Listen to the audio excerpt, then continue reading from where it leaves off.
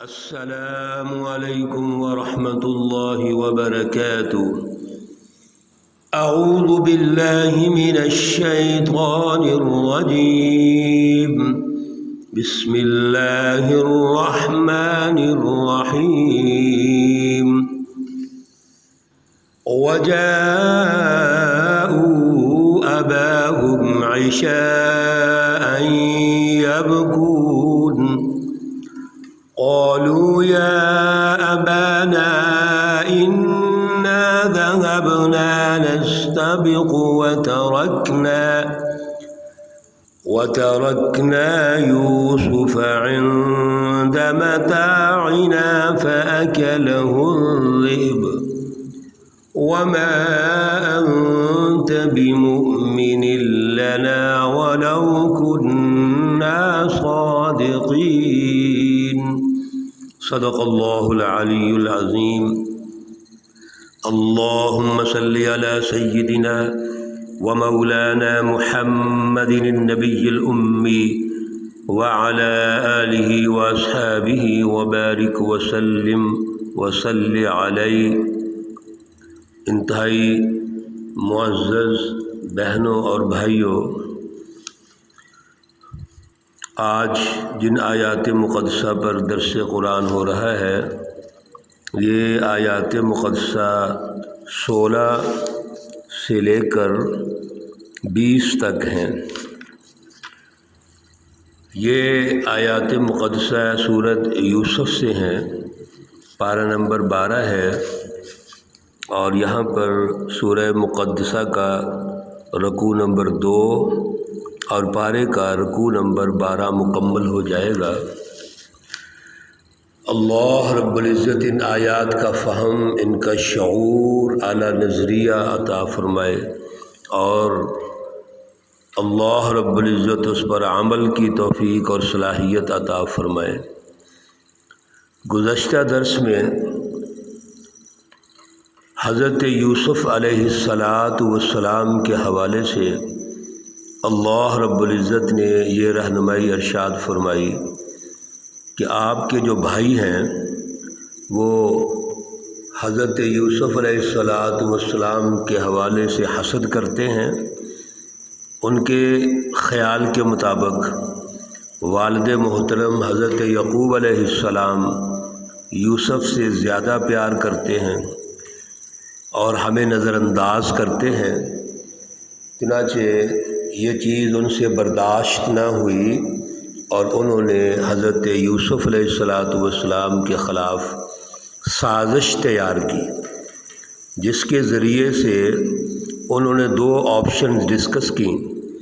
ایک تو یہ ہے کہ یوسف کو قتل کر دیا جائے، اور دوسرا یہ ہے قتل نہ کریں، اس کو کسی گہرے اندھے کنویں میں ڈال دیتے ہیں، چلو یہ زندہ بچ جائے گا اور قافلے والے کو آئیں گے، اس کو لے جائیں گے، لیکن یہ دور چلا جائے، والد محترم کے پاس نہ رہے، ان کی نظروں سے جب دور ہو جائے گا تو جو ہمارا معاملہ ہے وہ آسان ہو جائے گا۔ یہ ساری پلاننگ کرنے کے بعد انہوں نے والد محترم سے درخواست کی کہ آپ ان کو ہمارے ساتھ بھیجیں، یہ جنگل میں جائے گا، کھائے پیے گا، کھیل کود کرے گا، اس کی عمر ہے کھیل کود کی، تو آپ اس کو ہمارے ساتھ بھیج دیں۔ اور حضرت یوسف علیہ السلام کو بھی قائل کیا کہ وہ والد محترم کو درخواست کریں کہ مجھے ان کے ساتھ بھیج دیا جائے۔ چنانچہ حضرت یعقوب علیہ السلام نے، والد محترم نے ساتھ تو بھیج دیا، لیکن کچھ خدشات کا بھی اظہار فرمایا، اور وہ خدشات جو آپ نے پیش کیے یقیناً وہ درست ثابت ہوئے۔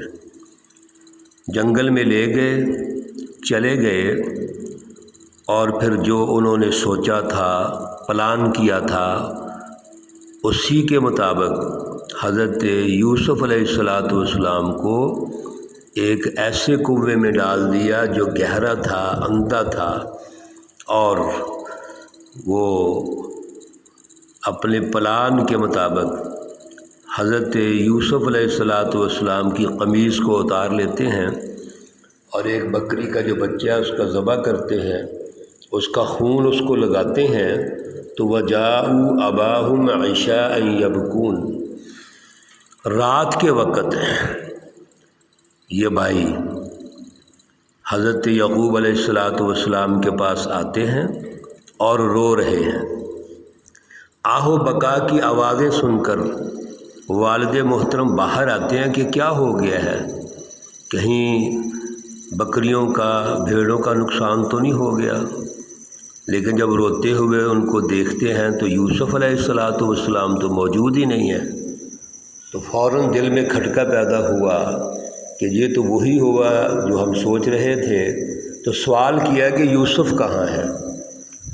یہاں پر ایک بات تو یہ سمجھ آئی جو اللہ رہنمائی دینا چاہتے ہیں کہ جو لوگ روتے ہیں زیادہ ان کے پیچھے حقیقت نہیں ہوتی۔ اگر دل سے کوئی روتا ہے تو رونا اور ہوتا ہے، اور اگر دل سے کوئی نہیں روتا، دکھانے کے لیے روتا ہے، رسمی انداز ہوتا ہے، تو اس کا رونا اور قسم کا ہوتا ہے۔ اور آج ہمارے معاشرے میں بھی یہ چیزیں موجود ہیں۔ جو دل سے روتے ہیں وہ آہ و بکا نہیں کرتے، وہ خاموشی سے روتے ہیں، ان کے آنسو دل سے نکلتے ہیں، اور جو آہ و بکا کرنے والے ہیں وہ چند منٹوں کے بعد آپ اندازہ کریں گے ہنس رہے ہوں گے، گپ شپ لگا رہے ہوں گے۔ اس لیے جو صدمہ دل سے ہوتا ہے اس کی ظاہری اثرات اور ہوتے ہیں، اور جو صدمہ رسمی ہوتا ہے اس کے ظاہری اثرات اور ہوتے ہیں۔ تو یہ بھی روتے ہوئے آئے، اور آئے بھی رات کے وقت، تاکہ والد محترم کو اندازہ نہ ہو سکے۔ جب یوسف علیہ السلام نظر نہ آئے، حضرت یعقوب علیہ السلام والد محترم پریشان ہو گئے، تو کہنے لگے یا ابانا انا ذهبنا نستبق، ہے ہمارے والد محترم جب ہم جنگل میں گئے تو ہم نے آپس میں دوڑ کا مقابلہ شروع کر لیا، دوڑنے لگے۔ وَتَرَكْنَا يُوسُفَ عِنْدَ مَتَاعِنَا، یوسف چونکہ چھوٹا تھا تو ہم نے یوسف کو سامان کے پاس بٹھا دیا۔ اب ہم تو دوڑ کے مقابلے میں لگ گئے، یوسف سامان کے پاس بیٹھے ہوئے ہیں، تو ہم دوڑ میں کافی آگے نکل گئے۔ جب واپس آئے تو کیا دیکھتے ہیں کہ فَأَكَلَهُ الذِّئْبُ، یوسف کو تو بھیڑیے نے کھا لیا ہے۔ وَمَا أَنْتَ بِمُؤْمِنٍ لَنَا، آپ ہم پر یقین تو نہیں کریں گے، ہماری بات کو تسلیم نہیں کریں گے، وَلَوْ كُنَّا صَادِقِينَ، اگرچہ ہم سچے ہیں۔ یہاں سے ایک یہ رہنمائی بھی ملی ہے کہ جو لوگ جھوٹے ہوتے ہیں جب گفتگو کریں گے تو یہ لازمی کریں گے جی آپ ہمیں مانتے نہیں ہیں، آپ ہماری بات کو تسلیم نہیں کرتے، آپ اعتبار نہیں کرتے ہمارے اوپر، ویسے تو ہم سچے ہیں، آپ ہمارے اوپر اعتبار نہیں کرتے۔ حالانکہ یہ بات یاد رکھیے، جو سچا بندہ ہوتا ہے اس کو اپنے اعتبار کو جتانے کی ضرورت نہیں ہوتی۔ اعتبار وقتی تو نہیں بن سکتا، اعتبار کی تو ایک بیک گراؤنڈ ہوتی ہے۔ ہمارا جو ایک دوسرے کے اوپر اعتماد ہوتا ہے وہ وقتی تھوڑا ہوتا ہے، اس کی تو ایک بیک گراؤنڈ ہے، تاریخ ہوتی ہے جس پر ہمارا ایک دوسرے پر اعتماد بڑھتا ہے۔ تو اعتماد بتایا نہیں جاتا، دکھایا جاتا ہے۔ یہ اعتماد دکھا رہے ہیں، اور جھوٹے لوگ ہمیشہ اعتماد دکھاتے ہیں، اعتماد کو عنوان بناتے ہیں۔ حضرت یعقوب علیہ السلام یہ سارے حالات جب دیکھتے ہیں تو وَجَاءُوا عَلَىٰ قَمِيصِهِ بِدَمٍ كَذِبٍ، ایک جھوٹا خون لگا کر حضرت یعقوب کے سامنے حضرت یوسف علیہ السلام کی قمیص پیش کرتے ہیں۔ جب قمیص دیکھی اور اس کا اندازہ کیا، جائزہ لیا حضرت یعقوب علیہ السلام نے، تو آپ کو یقین ہو گیا کہ یہ بھیڑیا نہیں کھانے والا۔ اگر بھیڑیا کھاتا ہے تو یہ قمیص تو پھٹنی چاہیے، قمیص پہ خون تو لگا ہوا ہے لیکن قمیص پھٹی نہیں ہے۔ قال بل سولت لکم انفسکم امرا، حضرت یعقوب علیہ السلام فرمانے لگے یہ جو کچھ بھی ہوا ہے تم نے اپنی طرف سے گڑھا ہے، اپنی طرف سے یہ معاملہ پیش کیا ہے، تیار کیا ہے، پلان کیا ہے۔ فصبر جمیل، اب صبر اچھا ہے، میں صبر کے علاوہ کیا کر سکتا ہوں۔ واللہ المستعان علی ما تصفون، اور اللہ رب العزت سے مدد مانگتے ہیں جو بھی تم یہ بیان کر رہے ہو، ظاہر کر رہے ہو، اللہ کے پاس ہم جاتے ہیں اور یہ معاملہ اللہ کے حوالے کر دیتے ہیں۔ چنانچہ حضرت یوسف علیہ السلام کو کنویں میں پھینک دیا۔ تقریباً 3 دن تک حضرت یوسف علیہ السلام اس کنویں میں رہتے ہیں۔ وجاءت سیارۃ، ایک قافلہ آتا ہے، فارسلوا واردہم فادلی دلوا، وہ پانی نکالنے کے لیے ڈول کو کنویں کے اندر ڈالتے ہیں۔ جب کنویں کے اندر ڈالا تو اندر یوسف علیہ السلام تھے، وہ اس ڈول میں بیٹھ گئے، اور انہوں نے جب باہر اس ڈول کو کھینچا تو کیا دیکھتے ہیں، اس میں تو ایک بچہ ہے، لڑکا ہے۔ تو وہ شخص جو اس کو کھینچ رہا تھا کہتا ہے یا بشرا، خوشی کی بات ہے، خوشخبری ہے، ھذا غلام، یہ تو لڑکا ہے۔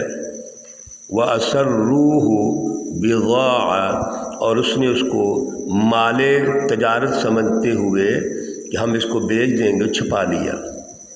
واللہ علیم بما یعملون، اور اللہ رب العزت جاننے والے ہیں خوب۔ علیم صفت مشبہ کا صیغہ ہے، یعنی جو اللہ جانتے ہیں کوئی بھی نہیں جان سکتا۔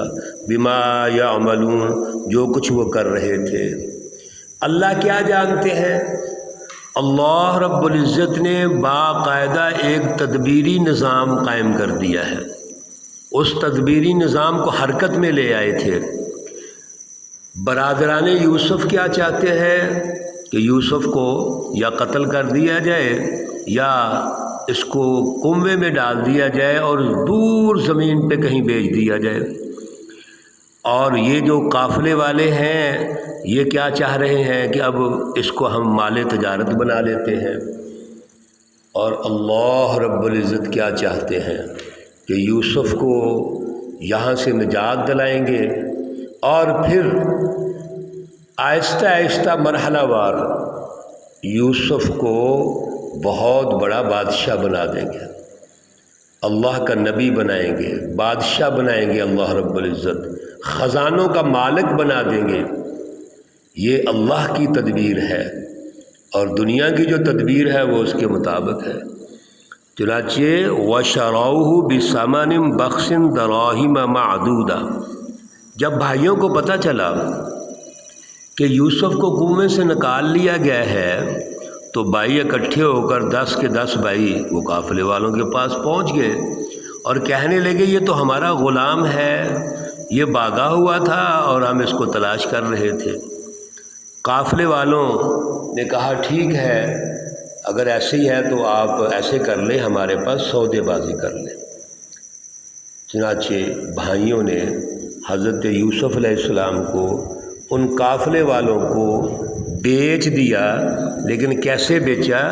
سامان بخس، بڑی ناقص قیمت، دراہم معدودہ، محدود وہ جو درہم ہے، 20 درہم کے بدلے انہوں نے بیچ دیا حضرت یوسف علیہ السلام۔ وَكَانُوا فِيهِ مِنَ الزَّاهِدِينَ، یہ جتنے بھی بھائی تھے اصل میں ان کو تجارت کی کوئی غرض نہیں تھی، تجارت یا سودے کے اعتبار سے یا یوسف کے بدلے میں کوئی مال مل جائے ان کو، اس میں ان کو کوئی رغبت نہیں تھی۔ ان کی تو رغبت ایک ہی تھی کہ یوسف کسی طریقے سے یہاں سے چلا جائے، اور انہوں نے یہ سوچا کہ ہم یوسف کو بیچ دیتے ہیں، جتنی بھی قیمت مل جائے بس ٹھیک ہے، تاکہ یہ اس کو لے جائیں گے اور کسی اور جگہ بیچ دیں گے، کسی منڈی میں جا کر، اور یوسف جو ہے وہ ہم سے دور ہو جائے گا، اپنے والد سے دور ہو جائے گا۔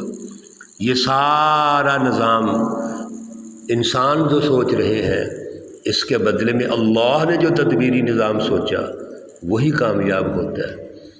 یہ واقعہ تسلسل کے ساتھ آگے جاری ہے، انشاءاللہ اس کو بیان کرتے رہیں گے، اس کی حکمتیں وہ بھی بیان ہوں گی، جو ہمارے سامنے آئیں گی، اس پہ ہم نے غور و فکر کرنا ہے۔ اللہ رب العزت ہمیں اس کو سمجھنے کی اور ان پر عمل کی توفیق عطا فرمائے۔ اللہ رب العزت تمام مرحومین و مرحومات کو جنت الفردوس میں اعلیٰ مقام عطا فرمائے۔ اللہ رب العزت تمام بیماروں کو شفائے کاملہ عاجلہ مستمرہ عطا فرمائے۔ ربنا تقبل منا انك انت السميع العليم وتب علينا انك انت التواب الرحيم، وصلى الله تعالى على النبي الأمي محمد وعلى آله واصحابه اجمعين برحمتك يا ارحم الراحمين۔